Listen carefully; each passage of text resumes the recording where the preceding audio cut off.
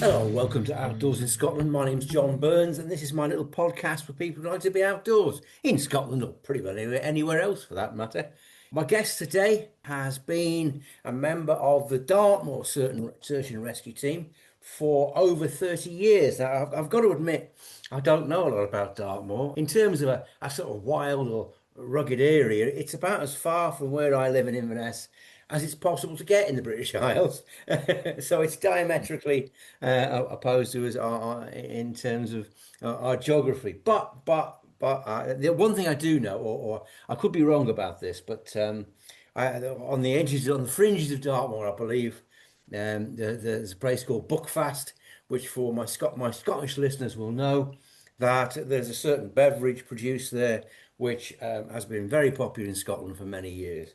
So I'll just leave it at that. I'm not sure whether that's true anymore, but I'm sure Kelvin will be able to tell us. Hi, Kelvin, how are you? Hi, John. Nice to talk to you and say thank you for inviting me along this afternoon. Oh, you're very welcome. You're very welcome. Now, you've lived for over 38 years in Devon, is that right? That's right. Yeah, I was born in Southampton, but I moved down to Devon for work just over 38 years ago. Oh, right. So you've obviously settled there well, you know? Well, Tell I've now us. lived in Devon longer than I did in Hampshire. So, Well, there yeah, you go. still not I'm a the local same. I'm though. the same in Scotland, I must admit. So there you go. Uh, I Excellent. was going to ask you. I mean, for people who've never visited Dartmoor, I mean, it's a famous area, but maybe can you tell us a little bit about how would you describe Dartmoor? Today, gorgeous. Last night, bleak and horrible. Okay. Dartmoor is a fascinating place. It is a true wilderness. If I remember Right. correctly, it's 365 square miles, although I Right. think they're now Right. saying it's 368 miles, of which I believe 112 is pure wilderness, as Right. in it's not farmed. So Okay, okay. And when you say wilderness, I mean obviously it's grazed and stuff, isn't it? I mean, I've heard about the Dartmoor ponies. They're a feature, aren't they? yeah, Is it a natural wilderness or is it man-made? If you know what I mean, is the landscape would the landscape be like that, or has it been like that a long, long time? no, I mean it was say formed many thousands of years ago, but the industry that's gone on, the more Right. has really sort of scarred it in some places with tin workings, quarrying. Yeah, mainly those sort of things have really sort of damaged the moor to But make it what it is today. I mean, from what I've seen of it, it is a huge rolling open area, and it's one of the few places in England, certainly, where it's legal to wild camp. Is that right? That's right. Yeah. So long as you don't spend, I think it's more than 2 days in one spot and you've got to be away from car parks. It did get a little bit busy, after lockdown, Yeah, yeah, lots of yeah. camper vans appearing. Oh, And I've yeah, suddenly yeah. noticed signs now where camper vans aren't allowed in certain car parks on the moor Oh, now. yeah. That's But quite bad. we can still camp. We get a little bit of trouble there. It's been in the news with landowners, Yeah, not wanting people on their land and camping. But on the whole, providing you're sensible, keep yeah. out of the way, and you don't get stopped. Yeah, yeah, yeah. And there was quite a lot of controversy about, I think landowners were trying to limit access. Is that right? Oh, not that That long ago. that's right. There was a big case, and I believe the latest is the where people protested against it. At the moment, it's back to as it was, where we Right. can camp Okay. wherever we like Okay. Okay. within reason. Yeah, yeah. I mean, Dartmoor sounds to me to be an interesting area in that it is, as you say, a very large, wild area, really. But it's actually surrounded by quite high population densities, which brings its own challenges. Is that fair to say? Yeah, I mean, if you go right in the south, we got the big town of Plymouth. Yeah, yeah. My side of it is really the sort of Newton Abbot to Exeter area, and on the northern side, you've got the areas of Oakhampton. I mean, sometimes on calls we can get stuck in traffic, but Okay. majority of calls are in the evening or Yeah, late at yeah. night, so it's not too bad. Then you do get the honeypot sites. Now, from the Yes. front of my house, I can look out over Haytor. Hay Tour is a very what they call a honeypot site where they try to get tourists to come to, so all the Okay. erosion happens there to Oh, I save it see. going all over the moor. Right, tell us about the tours. I've heard about the Dartmoor tours, but don't know much about them. What is a tour exactly? What is a tour and what's not a tour? Have I started? Oh, kicked the can over a can of worms there, have I? You certainly have. I actually found a colleague of mine, Steve Jones, who's been in the rescue team, and he's just done just over 40 years in the team. Because you sort of, if you do a Google search, they'll say there's about 160 named tours on Dartmoor. If Right, you go on to a Harvey's map, they say there's 195 right, tours. Steve has climbed 186, and he said 7 are on private land, which he hasn't got to yet. right. But he seems to believe and that there's over 340 tours. But Oh, right. sometimes you see a tour as a big pile of granite So is it, on the sorry, top of a hill. so is it a rocky outcrop? Am I right in thinking that? It's a rocky outcrop, yeah, Right. on top of the moorland. So it's But normally then on a summit, is it? yeah, normally on a summit, but then there's some of them are on. There's a tour called Bell Tour, which is actually on the side of Chinkwell Tour. But then the opposite side of the road, there's a big pile of rocks, just as exciting as Bell Tour, which is called Bone Hill Rocks. So is that a tour or Okay, not? So, okay. but yes, Dartmoor is known for its tours. Right. So when you moved, in I think it was 1992, you moved to Ashburn. Is that when you began exploring Dartmoor, or had you kind of been there before? No, it was really when I moved down here. Being come from Hampshire and Southampton, my Yeah. sort of playground was the likes of the New Forest. Okay. So I was a Boy Scout and loved the outdoors. So when I moved down here, and the first few days of living here in King's Stainton, which is near Newton Abbot, I used to get these beautiful views out over the moor. So I started exploring them. My Oh, right. son started going as scouts. I Yeah, yeah. started to help out, and just literally fell in love with the place. Right. Is that when you sort of began to explore it yourself then? Yes, yeah, that was it. Yeah. It wasn't until 1992 when I actually joined the rescue team. Yeah. How did you come to join the rescue team then?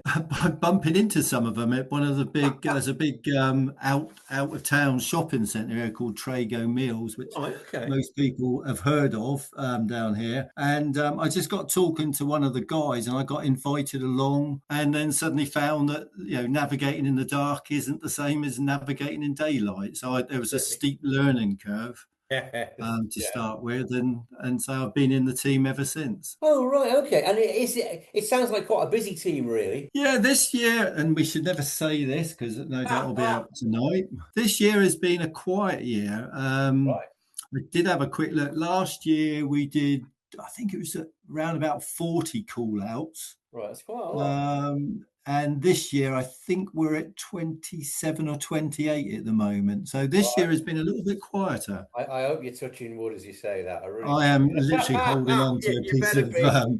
Is that pretended. when you're talking about the 40 chords, is that the Ashburton team, or is that That's just Ashburton team, right? yes. Right, yeah. I thought you probably would. The Dartmoor Search and Rescue is covered by a number of teams. Am I right in saying that? Yeah, there's 4 teams. There's us, Ashburton. Then we've got Oakhampton team. Then there's Tavistock team and a Plymouth team.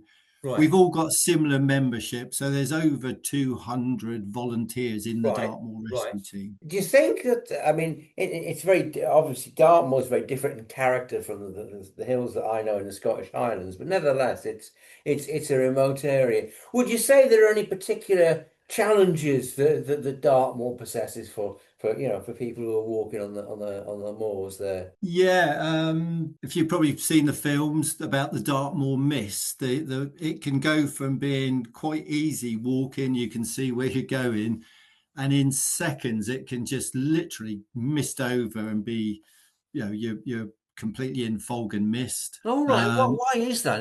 Does it come in off the sea or? Yeah, I guess it does. It does come off the sea, Right. but it just seems to roll in. And I've seen it. You sometimes see it in the movies how the sort of mist comes in, like the Hound of Yes, the yeah. Baskervilles and that. And it really is like that. And it's also in some areas it's quite bleak and it can Yeah, be yeah. quite boggy because we got the mires there. Yeah. So yeah, it does have its own challenges. And obviously, it's very accessible to a lot of people, which can be a challenge in itself, really. Yeah, as I say, the Haytor area near where I live is a sort of a popular place that people down here on holiday will go and visit because, as you said, there is the Dartmoor ponies, and there's a two or three tours very easy to climb. Right. Okay. And in Okay. fact, Haytor itself has actually got a few little steps. Well, it's got some steps cut into it. Okay. Yeah. Yeah. Yeah. So people will go up there and venture in. But Yeah. it's like most places, once you go beyond the main tours, it's quite remote and you get a few sort of dog walkers or locals out Yeah. there.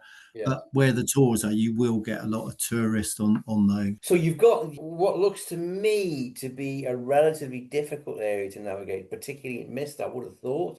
As you said, you get about roughly, well, you've had around about 40 call outs last year and that sort of stuff. What Yeah. what what are you mostly called out to attend to? Things have changed a little bit. We Right. out of those 40 calls, it Yeah. may only be 20, 25 of those actually out on Dartmoor because say we work for the police and our Right. skills can be Right. used Yes. rurally or in urban farmland area. I mean, if I take the last four calls we've had, two of those have been off the moor for high risk missing people, but they were Right.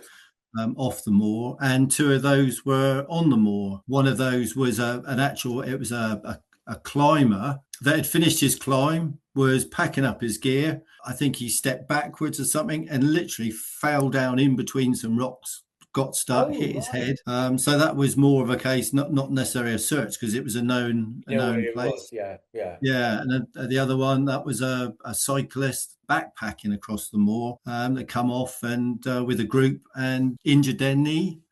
So Yeah, it's I didn't realize that there is actually rock climbing on Dartmoor, is there? oh yes, yes, yeah. Is that I on the mean, top? Haytor was a well-known area for rock climbing. Hound Tour, you get a lot of groups at Hound Tour. No. Drewer Stone, that's a very popular area. That's down near Plymouth. Right. So yeah, and we've within the team we've got our own ropes team, which are all experienced climbers. Right. So they're the Right. ones that like to tie the string and dangle off of it. Uh-huh. Uh-huh. So Yeah. yeah, that you probably don't get many cliff rescues, but I suppose you've got to be equipped for that, haven't you, really? Yeah, we do get the one or two, but it's also very steep ground, and there can be Yes. some, Yes. lowering. We practice a lot lowering stretches Yeah. down Yeah. steep ground. So we cover the Dark Gorge, which is we get a lot of other people who go missing there or kayakers that will get injured. That's where the River Dart comes down through part of the moor. Oh, right, And right, it's a very beautiful valley, but it is very, very tricky to right. evacuate casualties from there. So we have a system of where we work. Our rope team has set up screamers to help us get the stretchers out of the valleys. Well, you obviously you've got to be prepared for everything, really, haven't you? You know? We certainly have. I mean, we can be literally one. Tonight I could be out on the moor looking for somebody, or it could be I could be along the as far across as Sidmouth, where we may be called in to help out the Coast Guard. Yes. So because we got the coastline as well, Well, you've so got as far as the we work coastline. closely Oh, with the right. I Coast didn't Guard. realize that. Yeah, okay, Mm. okay. So that's quite a range of different environments, isn't it? Quite Yeah, challenging in its own way. Obviously, you're quite right. And part of the role of search and rescue teams is to assist the police in any environment really that they struggle to access or where they need additional manpower, which is a really important part of what you do. yeah. Well, so we do work for the police, and that's the same as the other rescue teams. Yeah. To the contact it is through the police. I mean, if you could give, a piece of advice really to folk who are perhaps not that familiar really with being in the outdoors and think, oh, I've only been on Dartmoor once.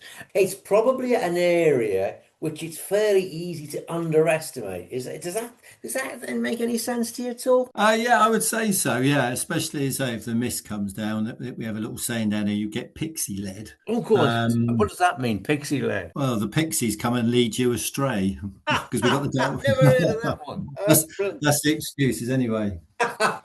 It wasn't me, it was the Pixies. It was That's the fair pixies. Yeah, enough. we got lots of legends like that down on Dartmoor. Oh, really? Oh, wow. Okay, okay. So you never rescued a pixie, I take it then. Not yet, not yet. There's always a first, isn't As it? a first, yeah. I think I'll leave the team when I do. Yes, I'd probably ask you to leave it. You just rest Well, yourself. they'll ask me, as you say, they'll ask me to leave. I mean, it's a really it's an area that can change very fast. The mist wasn't something I was really that aware of, but obviously that could be very challenging for people who are not prepared for that sort of thing, couldn't it? Oh yeah, yeah. It's really a case of knowing. It's the things you teach. I teach in navigation is to know where you are at all times. Yeah, not. I mean, as you know, navigation's changed an awful lot over the last 15 or 20 years with mobile phones and with GPS and all that sort of stuff. I mean, a lot of people today probably have never used a map and compass. I would say that's probably correct. Yes. Yeah, Yeah. yeah, and I can understand why that. One of the difficulties I think, if you can say to people, oh well, you take your GPS or whatever, but you should always have a map and compass to back it up. The problem with that is that if you're not familiar with using a map, if it's not a skill that you've practiced, it's actually very Mm. hard to acquire. Is that true? It, Is that a fair comment, do you think? I would say that is definitely a fair comment. I mean, we had our annual assessment day for new trainees. Oh, right. Okay. And so we put them through their sort of paces, and they learn a little bit about the team and explain to them it's all about sort of teamwork. But then they have to go out onto the moor in daylight, so then it becomes dark, and they Yeah, have to practice navigation, their pacing, and things like that. And they are not allowed to use GPS or mobile yeah, phone yeah, apps or yeah, anything like that. yeah. Although we've got them, and it can certainly help you out. Oh, good. Yeah, definitely, But definitely. they have to have the core skills to start with, to know their pacing, their timings, how to read a map, and to be able to use a compass accurately. Yeah, you see, I was guilty for many years of being a Luddite. You see, I resisted Mm. using GPS for a long time. Partly because I kind of feel that you spend your life looking at bloody screens these days, and it's really nice to get out on the hills and not have a screen in front of you.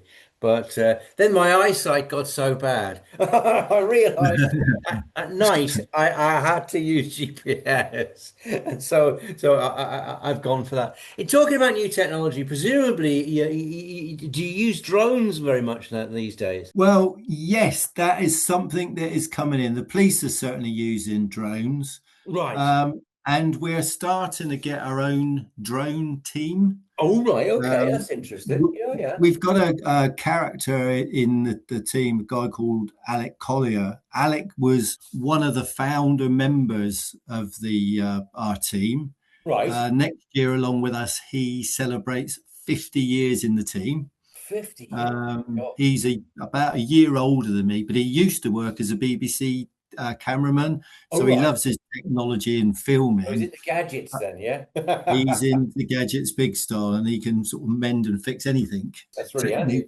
So he is a drone pilot, and so Right. this is all very new, and we're starting to train a couple of other pilots up as well, Right. drone pilots. So yes, we will be using the drones. I mean, obviously, if it's good visibility, drones can be really handy because they're obviously up faster than they're there faster than a helicopter. Really, you've got them with you. I think, as far as I'm aware, they're still a bit limited in high winds. Is that right? Yes, I would say so, and as you say, visibility Yeah, as if you can't well. see, you can't. There's not much point in having a drone if you can't see, really, is there?